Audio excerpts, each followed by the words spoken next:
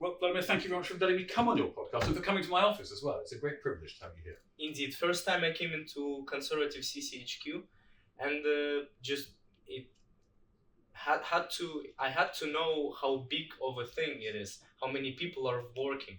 It's not just public faces like MPs and lords that many people endorse, many people support, but there are also a lot of people behind the scenes that make the party function. Yes, I mean, no, political parties are complex organisms, and at the very top you have the leader. Then behind the leader you have the leader's team, which is very important.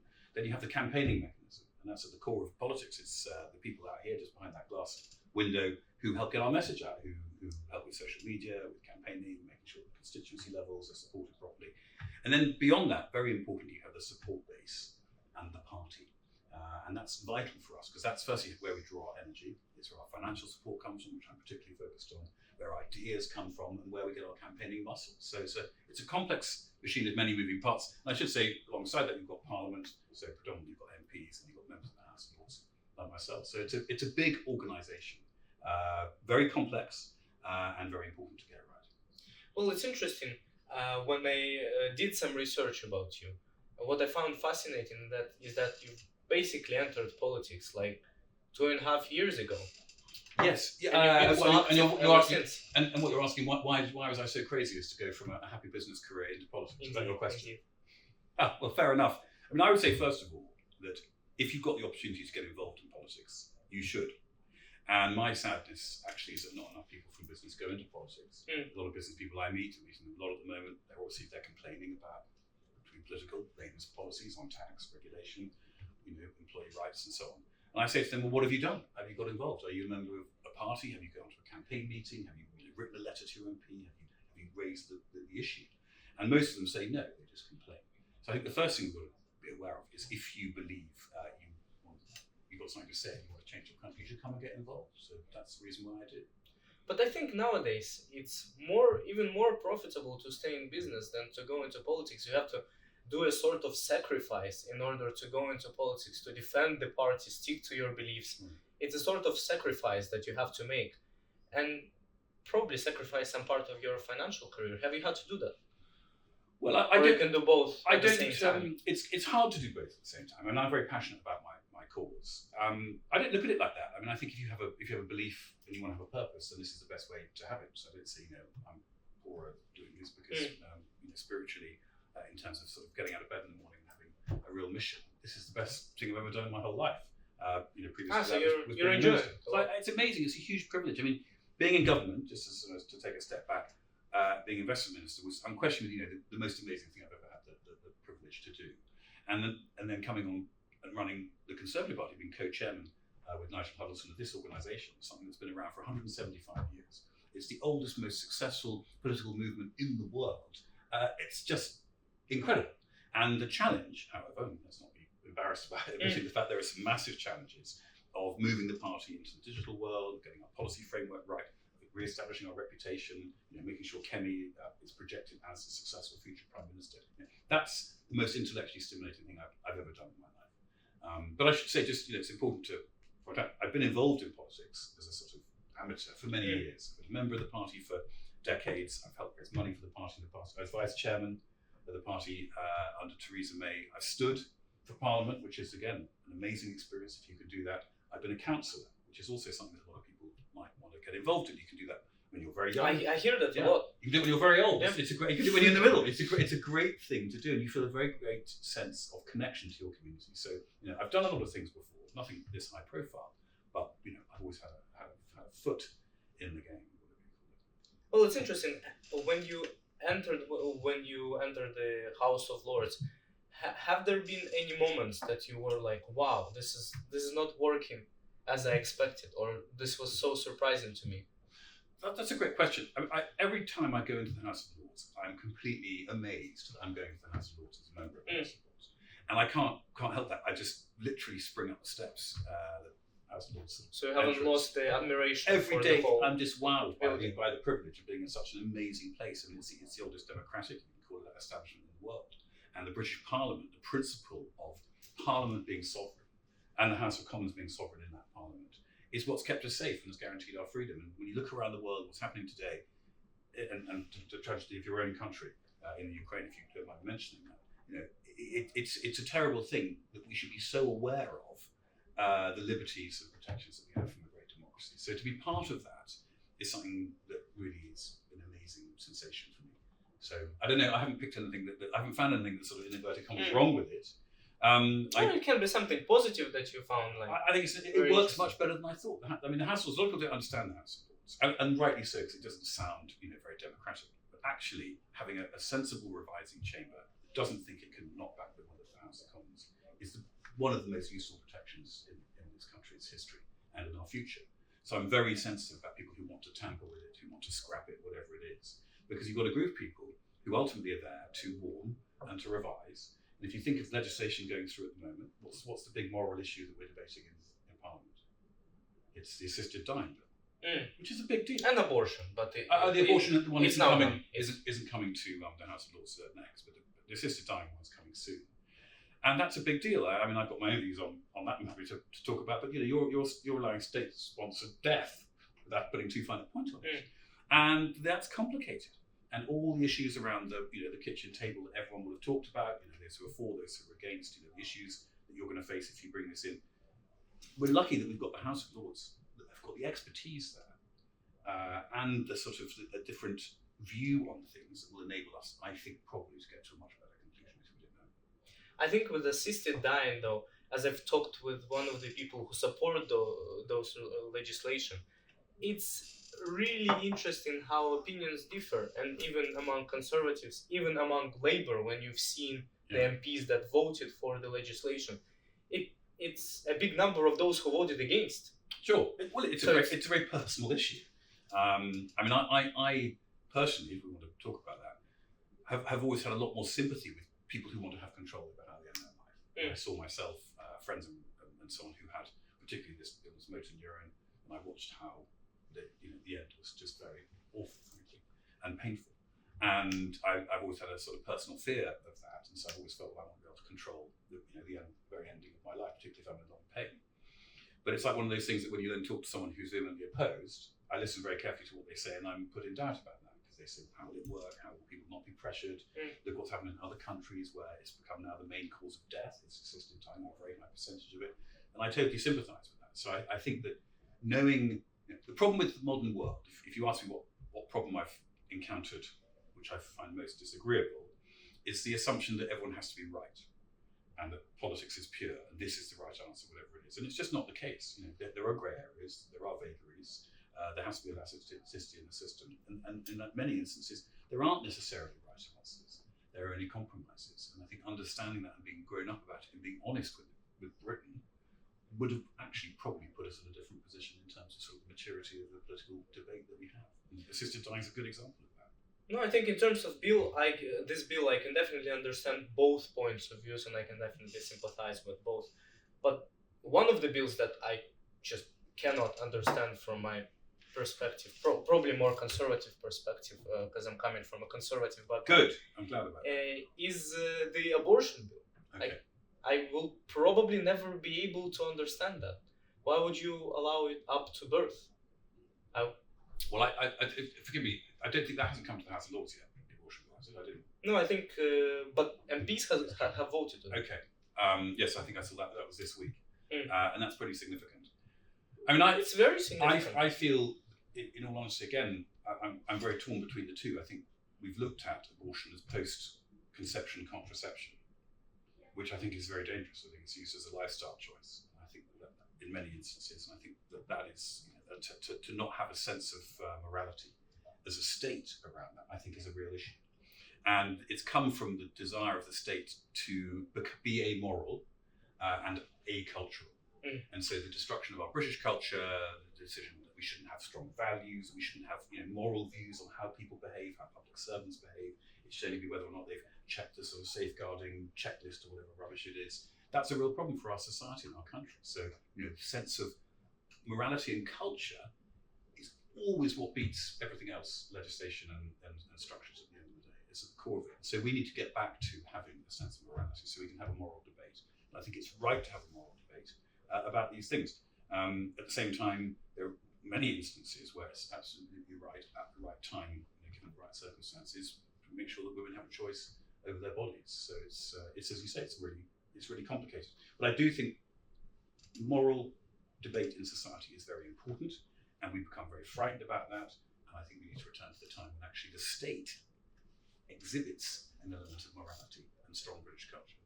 But in my opinion, and just to be clear, I've spoken to Tonia Antoniazzi in person in one of my internships. So I got to know her and how she thinks. And she really cares about women. I cannot say bad words about her intentions. Sure. But it's probably the manifestations of how we're going to help women that differ from the party to party. And I think as abortions have virtually almost been allowed in this country, at least in the latest years, up to 24 weeks is totally fine and gives women exactly the right to choose what to do with their body. And this is basically my argument. This is now turning into the extreme, and every time history or politicians turn into extreme, public doesn't like it. No. The same way as Trump does sometimes. Yeah. Turn to extremes, and public doesn't like it. I think we had that debate over the sort of the so-called trans wars, the trans issues, where the principle of common sense decency around how people want to define themselves. And this is actually quite controversial. I actually think as a conservative, people should be allowed to define themselves. I'm a personal libertarian. The great joy of modern society is you can define yourself how you are. I want to define myself how I am. So I don't have much trouble with people who don't think that's a good idea. But then you have the friction between people's liberties. And the problem is, again, when I said, I think it's a good idea that people should define themselves. Someone says, what about in the, sports or the female restroom, whatever? And then you say, well, of course, that's it's just a talking point. That's ridiculous. And we've got to actually have a sense of ridiculous. And that goes back to the principle of morality, common sense, and culture about decency and what is right. And you shouldn't ever let the decency of another. You shouldn't take advantage of the decency of other people. Is my point. So if you look at the abortion issue, I'm not an expert on this, and I'm sensitive about commenting on it. But ultimately, there are some obvious things that you should be able to do, and then at the same time, you've got rights of other people's rights where there's friction, where you have to come to a sensible compromise, and that's what society is. It's decency and compromise, but people wanting to compromise on both sides. It's not a question of I've won the compromise. We've got to go back to the idea that it's our responsibility. This is a conservative philosophy. You have your personal freedom, but equally you have your personal responsibility. And so you should do everything you can not to impinge upon the freedoms and rights of other people as a result of the fact you have your own rights. And that's conservatism, and that's very different to socialism.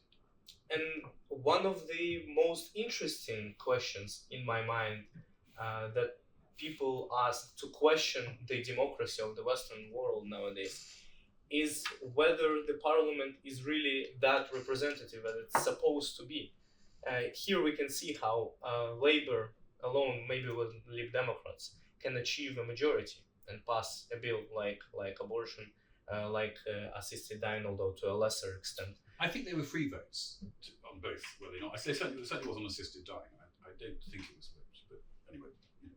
But fair enough. They could do what they like. There was a large majority, certainly on the Labour side, and this questions whether the voting that happened to take place was representative of how people think in the country. Well, so firstly, I'm a passionate believer in representative democracy. We don't run a referendum-style democracy here, and in fact, when we have in the past, I think it's led to some outcomes which people have found very unsatisfactory, because it's not our principal position. So you send a representative to Westminster, and frankly, you can 5 years later decide whether you want to boot them out or not. So I'm very comfortable with MPs following their conscience. I mean, I think they have to follow their party line because that's how you elected them. So I don't have too much trouble with MPs who then break away from that, because I sort of think that's the contract you had, soft though it is. So I'm not so worried about that. I mean, I think what's more relevant for me at the moment is that Labour has a huge and untrammeled majority. It must be one of the biggest postal majorities ever. And so there's an assumption that somehow they must be right in what they do because they've got a huge majority. They must represent the UK population better, but of course they don't. I mean, they received a very low share of the vote of a relatively low turnout. I think they got 20% or around that of the voting population actually voted for them. And that's hardly some sweeping majority. So we've got to be quite careful about that. And that's why institutions such as the House of Lords is important, because it just gives a bit of an opportunity to smooth out some of these sort of excess urges that politicians will claim they have a strong mandate when actually they don't. And of course, with the large victory in elections in 2024 of Labour, Keir Starmer got elected as a prime minister. And I'm wondering, as a conservative co-chairman, I probably wouldn't hear much positives about him today. But I'm wondering whether there is anything you would like to tell me that you think he's done well so far. It's a great. I thought you were coming here to talk about the Conservative Party and what I'm doing to reform it to make us electable and digital, social media and so on. I mean, I think that I'm a patriot before I'm a party politician, and I want this country to be a great country. So I had high hopes, actually, that Labour would come in and do some sensible things that we were unable to do, such as build homes and get our infrastructure moving again. And I was all behind them for that. As it turns out, sadly, they haven't done that, and I don't know whether they are going to do it.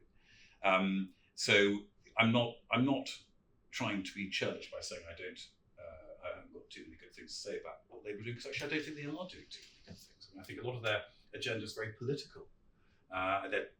Their taxation policies have been to destroy private education, farmers, small businesses, the extra levies on national insurance and so on. These are going to have enormous impacts. And then their regulatory reforms around employee rights really just will take us back to a time when the unions control Britain rather than the citizens. So I think that's extremely unhelpful if you think economic growth is the future and want to get richer, wealthier, live longer, happier lives.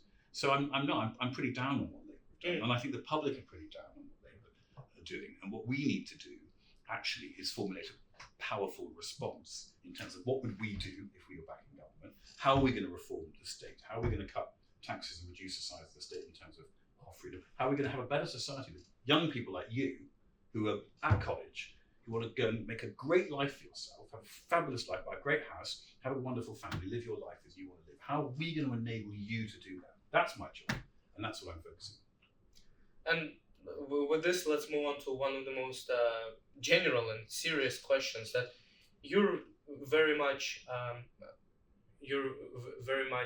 think, good. It's very good to ask you a question on that. Is Britain as a country right now, the UK as a country, being attractive to investors around the world? So it's a great question. Britain's got some phenomenal structural advantages. And unfortunately, we end up slightly clinging to them because we're focusing on structural advantages rather than sort of specific advantages. Rule of law, time zone, language, good culture, great workforce, hugely intelligent, well-educated people coming out of all these great universities. You can't get that elsewhere in the world. I mean, 4 of the top 10 universities come from the UK. It's amazing. And they're under threat because of funding, bad policy and so on. But today we still have that legacy. But then on top of that, you need to have a good environment for investing, good tax regime, good flexible workforce regime is absolutely essential, and access to capital, which we don't have enough of. So when I think of the sort of what sits on top of the structural benefits, they're under a lot more pressure. But for the long term, I love this country as an investor. I think the micro opportunities are huge. And I applaud, by the way, everything that the Labour government is trying to do in terms of getting investment into the UK. I absolutely am behind some of their policies to try and get some pension funds to invest in the UK. They've got a very good investment minister who took over from me, who I think is first class. And so some progress is being made. But if I was in their position now, I would do what I tried to do when I was a minister, but didn't have time, which is to deregulate the financial services industry, to try to bring sensible regulation back to banking and allow the fund management industry to flourish. And I think that if they can do that, which is with no cost, they will start to see capital flow in the UK, which will make an enormous difference. So I'm all for them. And then they've got to reform the planning system as well. If they can do that, then they will, I think, have left a significant legacy from which will benefit them and, frankly, all of us. Well, what are some things that can be considered obstacles for people to invest in the UK? Maybe many people say to come and work and invest and do business here. The main thing preventing them from bringing money here long term is taxes. Yes, so taxes are an issue, but our taxes are sort of at the higher end of the sort of G7 or European countries. So that's not helpful, but they're not prohibitive taxes still. They're just very, very high. I mean, they're not the worst across the world when you look, but certainly not the best. Real issues, it's not so much where we are today, it's where we're heading. So we're heading towards a much more sclerotic labour market, which is a big problem. Now, people watching this may think, hey, that's great, let's have lots of worker rights legislation. It means we can't be fired. It means it's very difficult for companies to sort of move us around and so on. And that sounds great if you're in a job. But the reality is what it's going to do is it's going to stop people from hiring because it'll become very cumbersome and costly and complex to manage your workforce. If you run a pub, you've got people, times when people are going to your pub and times when they're not. If you're running a manufacturing line, you want to have flexibility or whatever it may be. So that future is going to be more difficult for companies that want to come and employ lots of people, which is a bit frustrating since that's exactly what you want as a government. So they're doing the opposite for themselves, what they want. And then taxation is an issue because if it becomes punitive or it taxes the wrong things, i.e. activity, so that raising national insurance is a tax on hiring people. Literally, it's a simple saying, just saying I'm going to charge you more for hiring someone. So the effect of that is that people will hire less and so on. So again, you get a double whammy where people hire less. Now the flip side of that, which is why France is more productive than we are per worker, is companies will sadly stop hiring, so we'll have unemployment go up, but conversely they'll invest in technology. So you're going to get a significant productivity boost with companies investing more in technology because hiring people will become very unattractive. So long term, the economy could benefit, but in the short and medium term, you're going to have a lot of upheaval because government policies have led to people losing their jobs or not being hired. And I can't believe that's the sort of thing they really want. Dominic, you've spoken a lot about the importance of moving forward as a party, as a country, utilizing new ways to grab people's attention, and certainly one of the new ways to even set up business, even manage your social media has been AI. Yes. Even to answer your daily questions, even to answer your you questions. could replace me with Anything. an AI bot and probably would get better, more informed answers. In fact, I don't think so. But probably have thicker do you hair. think AI is more dangerous than useful? It's AI is going to be amazing. How fabulous! And this is what we've got to get our heads around. It's very typical. In America, they're saying, "What can we do with AI?" In Britain, in Europe, saying, "How can we control it? What bad will it do?" Like anything, it's like electricity. If you put your fingers in a plug, you're going to get electrocuted. But if you plug your hairdryer in, you can dry your hair. So that's what AI is. AI is not one single box that sort of controls the world. It's the principle of using, extraordinary models in order to enable devices to produce better outcomes and to actually think about the answers. And if you think of a lot of the stuff that we do, professional services, accounting, being a doctor, teaching, whatever it may be, these are all algorithmic occupations, being a lawyer, which means you take information in and then you regurgitate it out again according to the appropriateness.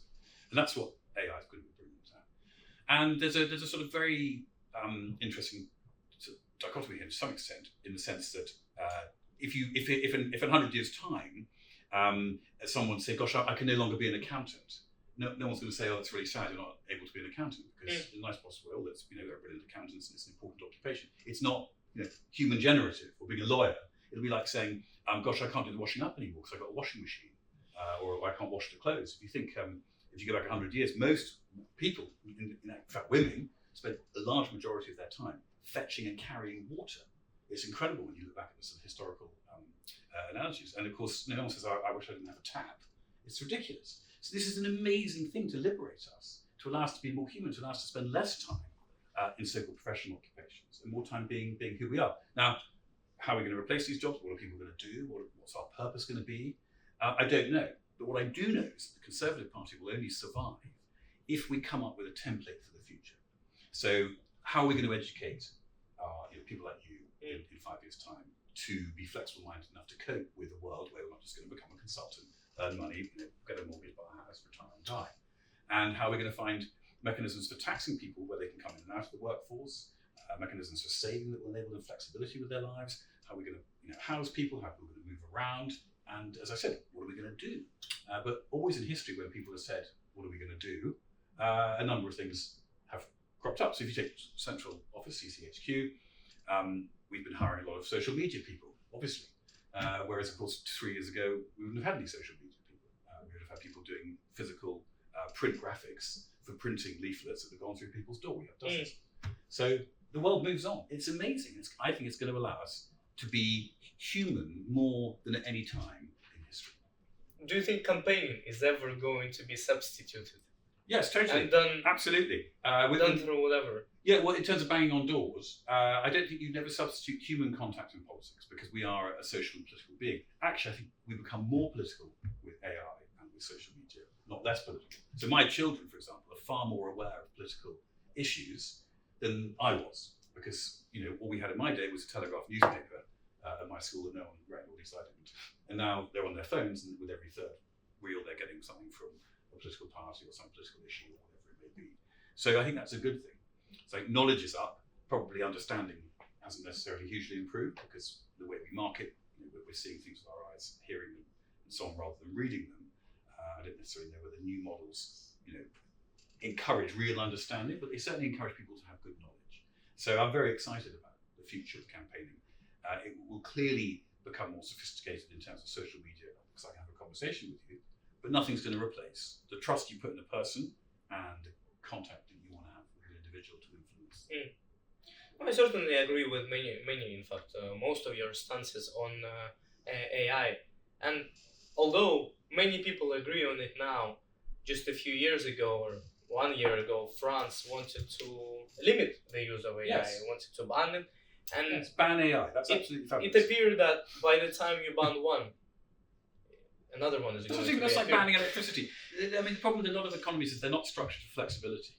And it's painful. I mean, capitalism, the reason why capitalism is well, two reasons I think why capitalism has tarnished its reputation for being one of the most beautiful things ever in the world. They've given me my longer, happier life, truly. I think the first is monopolies are created because of bad policy normally. And a good example is the monopoly in the housing market in the UK, because of bad planning has meant that housing prices have gone up too high.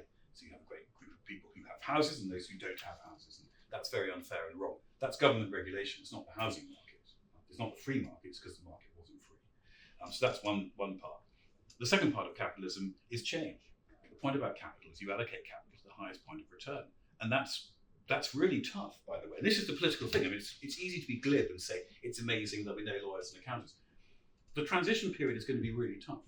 And that's another thing the Conservative Party has to get its head around, is how do we manage that transition period during a time when there's going to be a lot of very upset people who have their jobs disintermediated and who aren't the people who are coming in with the new jobs in whatever it may be. And so that process of reallocating capital to the highest point of return, the creative destruction that Schumpeter described it, is vital for everything that we love, but it's really difficult to manage. And a good example of this was the coal mining issues of the early 80s when Margaret Thatcher in this office was so prevalent. And you had an industry that frankly had been disintermediated. But yet that was very badly, in my view, sorry to say this, probably heretical, I thought rather badly handled, because I don't think people realised the sensitivity you needed to place around changing an entire industry. So it's all very well saying we can't do coal anymore, but tens of thousands of people and all their families are going to be affected by that. So you have to have clever transition processes in place, not just money for training, not just some nonsense redundancy thing, but a real plan. How are we going to move 30 million people from doing sort of services that are personally algorithmic into a new AI world? And if we can crack that, the Conservative Party is yet again dominant in British politics. And no other party is looking at this at all. That's the problem. They're all backward-looking, non-economic, non-prosperity-based parties. Well, let's talk a little bit more about your career and path through life, because that's what most people enjoy talking about when they are I can talk about my career. It wasn't very long, unfortunately. It hasn't been very successful. But one of the things I wanted to ask you is, were there any significant lessons that you have taken from your career, sort of separate career as an investor, in finance, to politics? Yeah, absolutely. I mean, I think the biggest thing I'd say to everyone is failure is key. I'm the master of failure. And I title, if ever I'm asked to give a talk at a university, I say, this is all about failure. And the problem is in the world today, we've become very averse to failure. Governments and stuff can never fail. Nothing bad can ever happen. No one can take risk. And that's killing us. But actually trying is success. Doing is success. So I've had lots of failed businesses. I experiment, I try, I look at things from every different angle. And that's how you actually get to where you want to go. So I'm proudest about the fact that I've just got a kind of character trait that allows me to relish failure, embrace it, wolf it up and move on to the next thing. And I'd advise anyone in the world who wants to have a great life to love trying. And if you don't succeed, it's the second best outcome. And in 2.5 years in House of Lords, what has been your most proudest achievement that you've had? So the House of Lords is an amazingly humbling place. I think a lot of people go in, probably myself included, think, hey, I'm in the House of Lords, I'm a pretty successful guy, and expect everyone to be completely amazed and hang on my every word. And it's actually wonderful. You go in and suddenly, in about 5 minutes, you realise you're surrounded by people who are far more qualified, far more able, with far greater wisdom than you. And so absorbing that is amazing, just being around those people and being part of, as I said, this parliamentary institution. I think taking the free trade deals through, for me, was the greatest thing. Sort of when I say this is what I did. Dominic Johnson, feck it, as they say on those Roman buildings. That was because I love free trade. Sadly, free trade is under huge threat. The consensus is now against free trade, which is a massive mistake in terms of our wealth and happiness. And taking the Australia-New Zealand free trade deal through what we call the CPTPP, which is the big Trans-Pacific Partnership, through Parliament. Wasn't contentious, it wasn't a great battle, but it was fabulous. And I loved doing it, and I felt very proud at the end. And when you take a bill through, go through all the different readings, and then the clerk stands up and says in normal French, and the King's approved it or whatever. And you just, little hairs on the back of the neck stand up, and you think, my God, I've just made a law. That's amazing. Dominic, we've done a very serious podcast, but I wanted to ask you one more fun question. Yes, thank you. That is hardly related to politics, or maybe quite related to politics, which is going to sound like this. If you could remove one party from the politics of the UK, which one party would you remove? That's a great question. That's quite a contentious question. I'm not going to say the obvious one. I would probably... I don't know which is the obvious. I think my least favourite party is the Scottish Nationalist Party. Least. If I had to remove one. That's the question, isn't it? If I said I had to get... No, okay. Yeah. Wasn't that the question? No, yeah, it was. Well, unless I've misinterpreted the question. No, yeah. So, I was just surprised by that. If I could wake up tomorrow and not have a political party in the roster, or political parties, I would say the Scottish National Party. And the reason is because I just think, first I'm a strong unionist. My family are all Scottish, all my wife's family is Scottish. On my mother's and father's side, I'm basically Scottish. I've done one of those DNA things, and it says I'm Scottish. And it shows what, like 50% Scottish? 75%, 80% Scottish. And that's important, but at the same time, there's this whole movement to separate Scotland from the rest of the country. And I just genuinely think, I don't respect movements. I respect movements that want more for their constituencies, different treatment of whatever it is, or have their own ambitions for the UK as a whole. I don't respect parties that want to tear us up, and I think it's completely wrong. Also, I'm never given a say. I'm as Scottish as anybody. I just don't happen to have residency in a certain part of the United Kingdom. And so, yeah, if I had the opportunity to remove a party, I would say the Scottish Nationalist Party, because I don't think they give any benefit to the UK. We've got to be strong. Scotland should have its own representation. It should fight hard for it, but we win as a collective. That's key for me. The United Kingdom. Well, thank you so much for being on my podcast, being prepared to speak at length. I'm sorry I've gone on too long. You can edit it. You can cut it down. Questions. You can cut it down. What about you? One last question for you, because I think I've been called away. For me? Yeah. What's your big ambition in politics? If you could do one thing, what would it be? President of Ukraine, I want to say. Well, I must say... President of Free Ukraine. That's a proper... I wish you... But you've got a fabulous president. He came to Parliament. I had the opportunity to see him live. I think if anyone could succeed from him, it would be you. Hopefully he'll be in post for a bit. We have the same name. Yeah. Do you? Of course you do. Yeah, you could, absolutely do. Best of success. Thank you so much. Thanks very much.